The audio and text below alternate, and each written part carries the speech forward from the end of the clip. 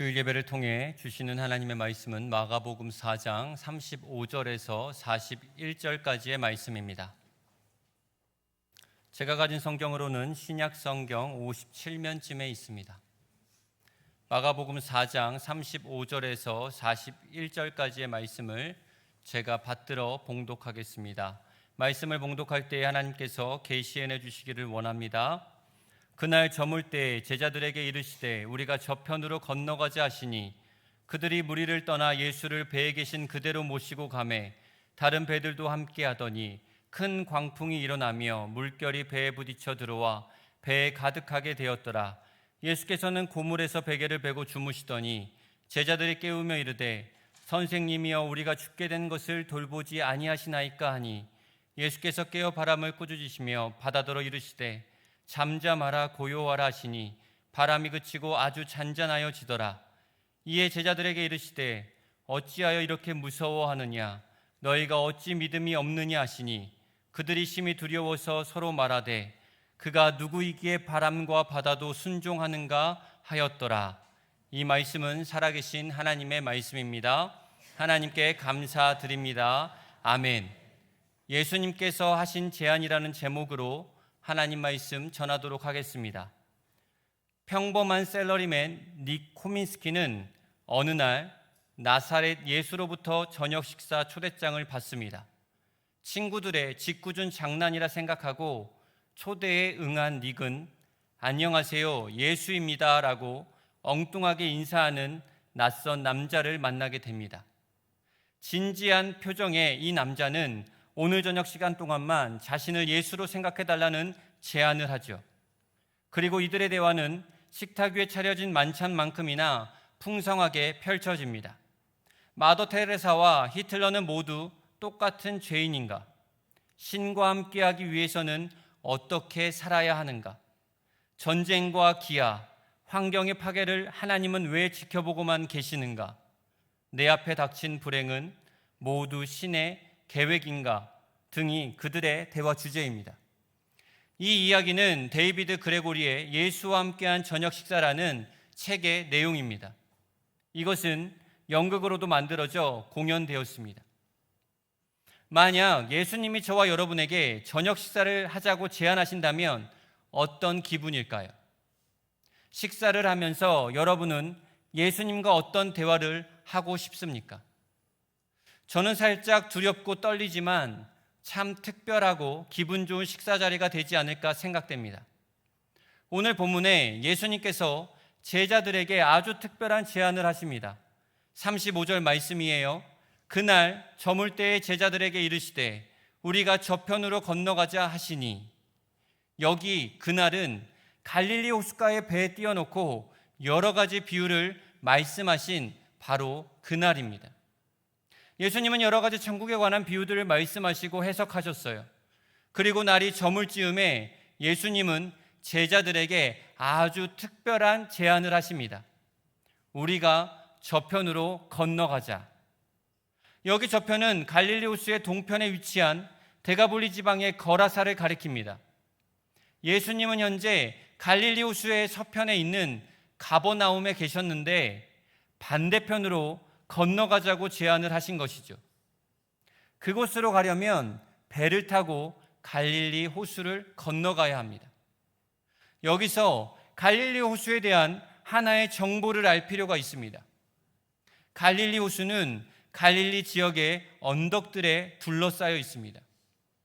길이가 20.8km, 폭이 11.2km, 수심이 50m 정도 되는 큰 호수입니다.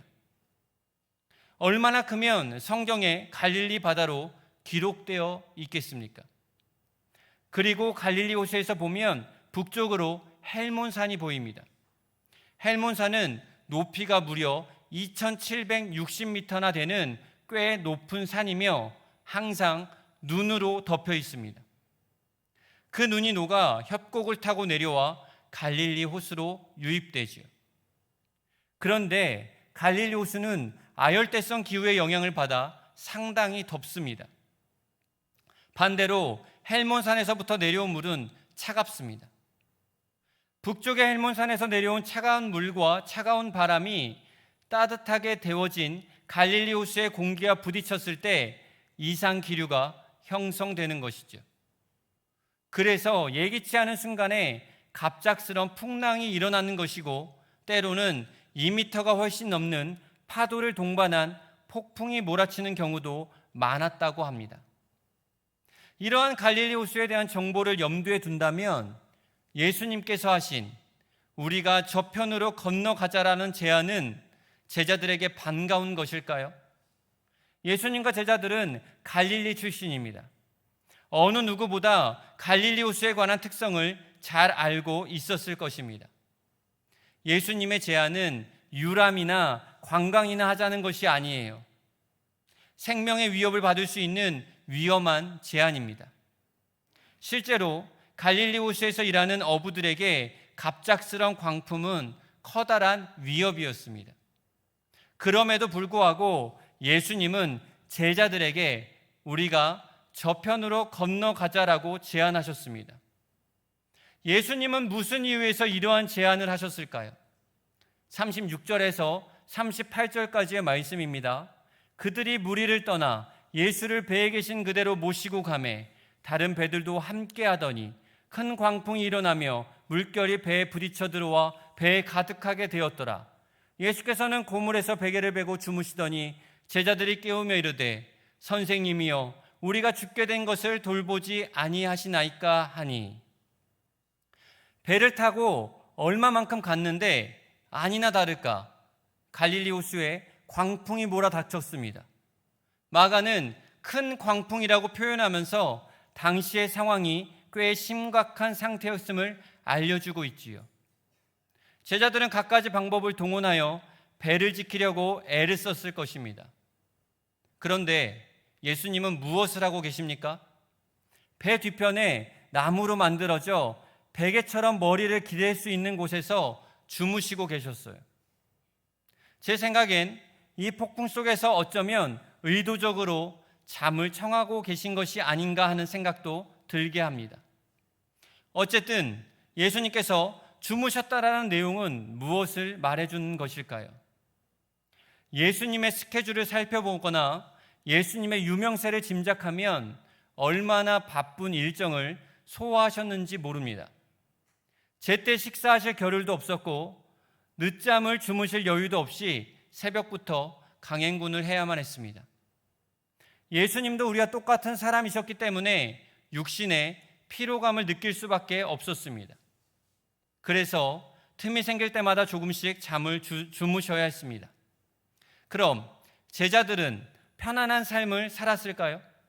제자들 역시 늘 예수님과 함께 생활했어요. 여유롭게 늦잠을 자거나 혼자 식사를 챙겨 먹는 그런 제자는 한 명도 없었습니다. 따라서 예수님과 마찬가지로 제자들도 힘이 들었고 극도의 피로감을 느꼈을 것입니다. 무엇보다 예수님과 제자들을 피곤하게 만든 것은 사람이었습니다. 사람이 사람을 상대하는 것만큼 피곤한 일은 없지요. 예수님과 제자들은 하루도 쉬지 않고 병약한 사람들을 치료해 주었고 무언가를 바라는 사람들의 필요에 맞는 상담을 해 주어야만 했습니다. 그러다 보니 예수님을 비롯한 제자들의 에너지는 고갈될 상태에 있었습니다. 마가는 이러한 예수님의 의중을 파악하였던지 다음과 같은 표현을 사용하죠. 36절 상반절이에요. 그들이 무리를 떠나 예수를 배에 계신 그대로 모시고 가매. 무리들로부터 떠나 그들만의 시간을 갖고 싶었다라는 것입니다. 이것이 예수님께서 하신 우리가 저편으로 건너가자는 제안의 첫 번째 이유입니다. 예수님과 제자들은 회복이 필요했어요. 이렇게 가다가는 탈진하여 도저히 사역을 감당할 수 없었습니다. 그래서 사역을 잠깐 멈추고 회복의 시간을 갖기로 한 것이죠. 적절한 시기에 쉼표를 찍는 것, 그것이 진짜 인생을 열심히 사는 것이다 라는 글을 읽은 적이 있습니다. 우리 인생에도 쉼표가 필요한 순간이 있지요. 뒷걸음질 치는 것이 아니라 지금 서 있는 자리에서 자신이 나아갈 길을 점검하는 순간이 필요합니다. 그리스도인들에게 있어 자기 점검은 단순한 성공 계획이 아니라 그 이상의 의미가 있습니다. 잠시 멈추어 인생의 방향을 점검하고 지금까지 살아왔던 자신의 삶에 대한 주님의 생각은 어떠한지 살펴보는 것이죠. 그리고 다시 힘을 얻고 신발끈을 질끈 고쳐매고 출발하는 것입니다. 저와 여러분은 그리스도인으로서 올바른 방향으로 나아가고 있습니까? 지금까지 하나님의 뜻에 합당한 삶을 살았습니까? 한 시인은 이렇게 말합니다. 중요한 것은 인생의 악보에는 쉼표가 없어서 연주자인 내가 직접 쉼표를 찍어가며 연주를 해야 한다라는 것이다. 음악의 쉼표, 그림의 여백이 작품의 완성도를 높이듯 우리의 삶 또한 쉼표와 여백이 있어야 멋진 작품이 됩니다. 성도 여러분, 예수님께서 제자들에게 쉼을 제안하셨듯이 저도 여러분에게 쉼을 제안합니다. 여기서의 쉼은 마음의 여유를, 생각의 여백을, 사역의 전환을, 새로운 깨달음을 가지라는 것입니다. 지금까지 경주마처럼 앞만 보며 달려온 인생을 뒤돌아보고 점검하고 재정비할 때입니다. 2025년 절반 가까이 지나가고 있습니다. 올해가 다 가기 전에 여러분의 인생에 쉼표를 찍어 보십시오. 그리고 다시 회복한 후 재출발하면 어떻겠습니까? 다시 비상하기 위한 쉼을 통해 자신의 그리스도인으로서의 인생을 뒤돌아보시는 저와 여러분 되시길 소망합니다. 예수님께서 하신 제안의 두 번째 이유는 무엇일까요? 36절, 37절 말씀이에요. 그들이 무리를 떠나 예수를 배에 계신 그대로 모시고 가매 다른 배들도 함께 하더니 큰 광풍이 일어나며 물결이 배에 부딪혀 들어와 배에 가득하게 되더라. 갈릴리 호수의 특징을 잘 알고 있었던 제자들은 배를 띄우면서 이런 생각을 가졌을 것입니다. 제발 이번 항해에는 돌풍이 일어나지 않기를. 그러나 제자들의 생각을 무시라도 하는 듯 큰 광풍이 일어났습니다. 제자들 중에는 갈릴리 호수에 대한 정보를 예수님보다 더 잘 알고 있는 사람들도 있었습니다. 왜냐하면 그들은 갈릴리 호수를 터전으로 잔뼈가 굵은 베테랑 어부들이었기 때문이죠. 만약에 제가 제자 중에 한 명이었다면 예수님의 제안에 어떤 반응을 보였을까 생각해 보았어요. 아마 별로 좋은 반응을 보이지 않았을 것입니다. 예수님은 목수였고 제자들 중에는 탁월한 어부들이 있었습니다. 누구보다 갈릴리 호수에서 일어날 기상이변에 대해 잘 알고 있었어요. 그러나 제자들은 예수님의 제안에 거부하지 않았습니다. 여기서 여러분에게 한 가지 질문을 하겠습니다. 예수님께서 제자들에게 우리가 저편으로 건너가자라고 제안을 하셨는데 예수님은 갈릴리 호수를 건너는 중에 광풍을 만나게 될 것을 아셨을까요? 35절에 보면 예수님께서 제자들에게 우리가 저편으로 건너가자라고 제안을 하셨습니다. 제자들이 예수님, 우리 저편으로 건너갈까요? 한 것이 아니에요. 예수님께서 어떤 제안을 하셨다면 분명 그분에게는 치밀한 계획과 전략, 그리고 목적이 있을 것입니다. 그렇다면 그 제안 속에는 풍랑이 나는 장애물이 포함되어 있었을까요? 아니면 우연이었을까요? 예수님은 아무 이유 없이, 아무 목적 없이 제안하시는 분이 아니에요. 이것이 예수님께서 하신 제안의 두 번째 이유입니다. 예수님은 제자들이 풍랑을 경험하도록 일부러 그 제안을 하신 것이죠. 저편으로 건너가자는 이 여정은 단순한 지리적인 이동이 아니라 훈련이고 계시이며 담대함을 심기 위한 영적 여정이었습니다. 오늘 이야기에서 예수님은 제자들과 함께 배에 계셨고 주무시고 계셨어요. 이 상황에 제자들의 마음은 마치 우리가 삶 속에서 느끼는 감정과 같습니다. 나 혼자 폭풍과 파도 같은 현실적인 상황과 문제들을 직면하고 있는 것 같고, 하나님은 내 상황이나 삶에 아무런 관심도 없어 보입니다. 마치 폭풍우 속 예수님께서 고이 잠들고 계신 것처럼 하나님께서 우리의 삶에 아무 일도 하시지 않고 가만히 계신 것 같은 인상을 받지요. 하나님, 왜 아무런 일도 안 하십니까? 하나님, 왜 폭풍우를 그냥 놔두십니까? 파도가 점점 거세지는 것을 못 보십니까? 배가 곧 가라앉겠습니다.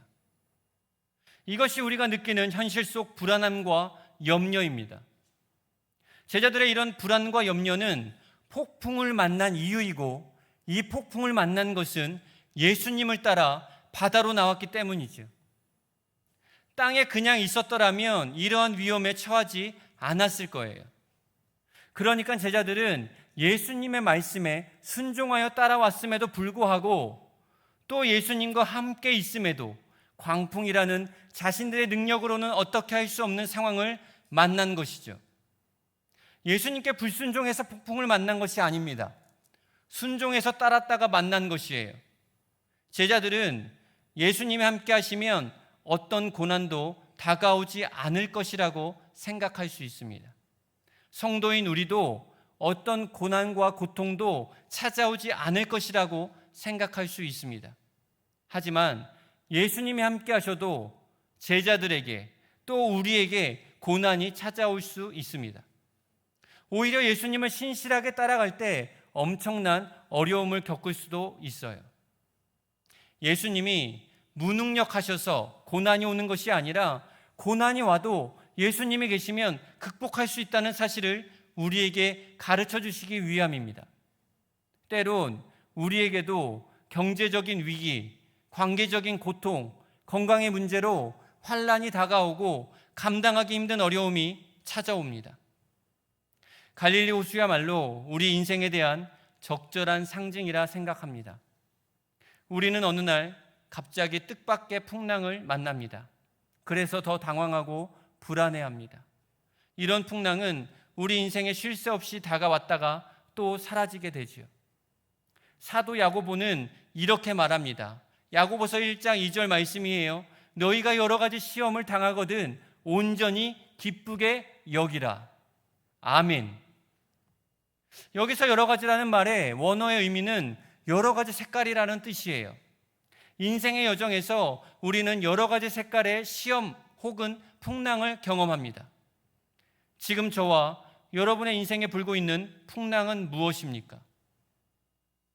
어쩌면 저와 여러분의 인생에 불어닥친 풍랑은 예수님의 계획 가운데 있을지도 몰라요. 예수님은 일부러 제자들이 풍랑을 경험하도록 이끄셨습니다. 그 이유가 무엇일까요? 40절 41절 말씀이에요. 이에 제자들에게 이르시되 어찌하여 이렇게 무서워하느냐? 너희가 어찌 믿음이 없느냐 하시니, 그들이 심히 두려워하여 서로 말하되 그가 누구이기에 바람과 바다도 순종하는가 하였더라. 제자들은 풍랑을 보는 동시에 거대한 두려움에 휩싸였습니다.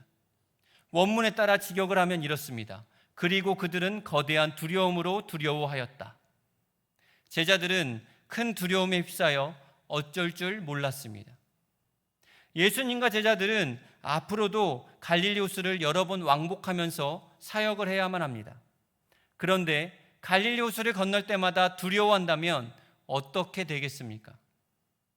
예수님은 일부러 제자들에게 큰 광풍을 만나게 함으로써 큰 두려움을 경험하게 하셨습니다. 사람이 엄청난 두려움을 경험하게 되면 그 이후에 두 가지 반응을 보이게 됩니다. 첫째, 담력이 생기고, 둘째, 공포심이 커집니다. 극과 극의 반응이 나타나지요. 담력이 생기는 경우는 두려움을 극복하였을 때 일어나는 현상이고, 공포심이 커진 경우는 두려움을 극복하지 못했을 때 발생합니다. 제자들은 큰 광풍을 만난 후 어떻게 되었습니까? 41절에 심히 두려워하여라고 되어 있어요. 그러나 이 말은 40절에 무서워했다라는 표현과는 차원이 다른 두려움입니다. 40절의 무서움은 광풍으로 인한 인간적인 두려움입니다. 41절의 두려움은 예수님의 능력을 목격한 뒤에 갖게 된 두려움, 즉 경외심입니다. 제자들은 큰 광풍이라는 두려움을 예수님과 함께 이겨내셨어요. 그 후에 예수님에 대한 경외심이 생겼고 그분과 함께라면 더 이상 두렵지 않다는 담력이 생겼습니다. 앞에서 제가 저와 여러분의 인생에 불어닥친 풍랑이 어쩌면 예수님의 계획 가운데 있을지도 모른다라고 말했습니다. 우리의 인생에 불고 있는 여러 가지 풍랑 때문에 막막하고 어쩔 땐 두렵기까지도 하지요. 중요한 건 우리가 사는 날 동안에 풍랑은 끊임없이 일어날 거예요. 만일 폭풍우가 치고 파도가 일렁이는 바다 위에서 불안해하지 말자라고 노력을 한다면 한순간 도움은 될 수 있습니다. 하지만 걱정을 멈추는 일에는 실패할 거예요. 그것은 눈앞에 폭풍우와 파도가 보이기 때문이죠. 우리가 불안해하지 않고 염려를 극복할 수 있는 유일한 방법은 다짐이나 결심이 아니라 갑작스러운 폭풍 속에서도 여전히 일하고 계시는 하나님을 바라보는 것입니다. 제자들이 폭풍이 몰아칠 때, 배에 물이 들어차고 있을 때 그 자리에 주님은 함께 계셨습니다. 제자들과 함께 풍랑을 맞고 계셨고 흔들리는 배 가운데 함께 하셨습니다. 사랑하는 성도 여러분, 성도인 우리가 고난을 당할 때 혼자라고 생각하지 마십시오. 결코 혼자가 아닙니다. 지금껏 우리와 함께 하시며 임마누엘 하신 예수님은 우리의 고난의 현장에도 함께 하십니다. 그 사실을 믿고 강하고 담대하십시오. 예수님을 바라보고 예수님께 부르짖으십시오. 풍랑을 이겨내면 그 후에는 거룩한 담력이 생겨나서 이전보다 훨씬 더 자신 있는 그리스도인의 인생을 살 수 있습니다. 예수님께서 하신 제안의 세 번째 이유는 무엇일까요? 39절입니다. 예수께서 깨어 바람을 꾸짖으시며 바다더러 이르시되 잠잠하라 고요하라 하시니 바람이 그치고 아주 잔잔하여 지더라. 큰 광풍을 만난 제자들은 우왕좌왕 난리가 났습니다. 심지어 우리가 죽게 되었다고, 선생님은 지금 뭐하고 계시냐고 화를 내는 제자도 있었습니다. 그때 예수님께서 일어나셔서 바람과 바다에게 잠잠하라 고요하라 말씀을 하셨죠. 그랬더니 바람이 그치고 호수가 평온해졌습니다. 바람과 바다와 물결을 창조하신 예수님의 한마디는 모든 자연도 순종하는 권위가 있는 것이죠. 따라서 순식간에 모든 자연이 잠잠해지고 제자들의 두려움에 가득 찬 마음도 잔잔하여졌습니다. 어떻게 이런 일이 일어날 수 있을까요? 저와 여러분도 이해하기 힘들겠지만 그 당시 예수님과 동고동락했던 제자들도 의아해했습니다. 41절 말씀이에요. 그들이 심히 두려워하여 서로 말하되 그가 누구이기에 바람과 바다도 순종하는가 하였더라. 도대체 이분이 누구시지? 제자들이 그분에 대해 의아해하며 놀랄 정도라면 우리가 그분을 이해하기 힘든 것은 당연하죠. 늘 함께 다녔던 제자들이지만 여전히 예수님의 존재에 대해 무지했습니다. 이것을 볼 때 예수님이 40절에서 지적하는 것이 이것이에요. 너희가 이렇게 무서워하는 이유는 나를 신뢰하지 못하기 때문이고, 나를 신뢰하지 못하는 이유는 내가 누구인지를 알지 못하기 때문이다. 예수님께서 하신 제안의 세 번째 이유가 여기에 있습니다. 예수님은 당신이 누구인지 제자들에게 확실히 알려주고 싶으셨어요. 너희가 선생이라고 부르는 나는 바람과 바다까지도 통치할 수 있는 창조주 하나님이다라는 것을 보여주셨습니다. 갈릴리 호수를 잘 알고 이제까지 수많은 풍랑과 싸워온 베테랑 어부들이라도 해결하지 못하는 문제가 있습니다. 그러나 예수님은 바다와 전혀 관계가 없는 목수 출신이지만 어느 누구보다 바다를 비롯한 세상 만물에 대해 잘 알고 계셨습니다. 왜냐하면 그분은 그것들을 만드신 창조주 하나님이시기 때문이죠. 제자들은 아직까지 예수님을 하나님으로 보지 못한 거예요. 단지 선생님으로 여겼습니다. 단지 선생님으로만 생각했어요.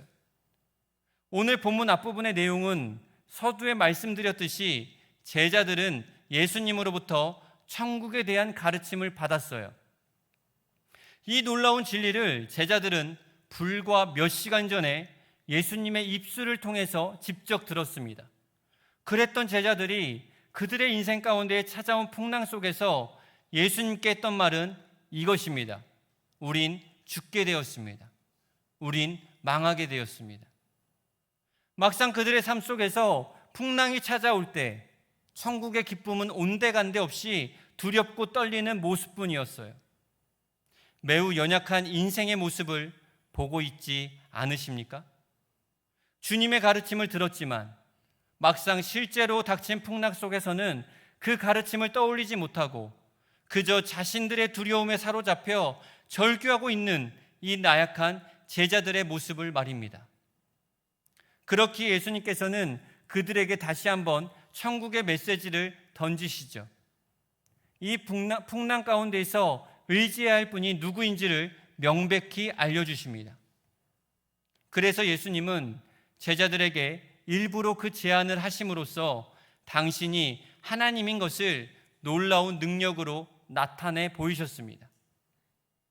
사랑하는 성도 여러분, 저와 여러분은 예수님을 지식적으로만 알고 있지 않습니까?